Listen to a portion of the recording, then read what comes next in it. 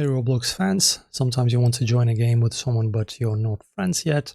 I've done this plenty of times and I'm here to show you the easiest ways to join someone on Roblox without being friends first. So if the person shares a direct link to the Roblox game they're playing, you can simply click it and join the game server.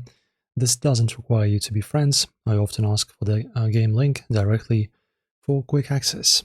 Also, some Roblox games allow players to create parties or groups within the game. If you know the group name or can get an invite link, you can join the party and get into the game together, even without being friends. If you know which game they're on, open the game's server list on Roblox. Look for a server with open slots and try to join. So, for example, try hard outfits.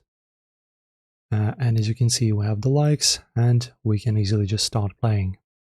Also, sometimes Roblox players share game invites or server info on Discord or fan communities. Joining these groups can help you find ways to join others without needing to add them as a friend. And that's pretty much it. If you like this video, don't forget to give it a thumbs up, subscribe and hit the bell for more Roblox tips and tricks.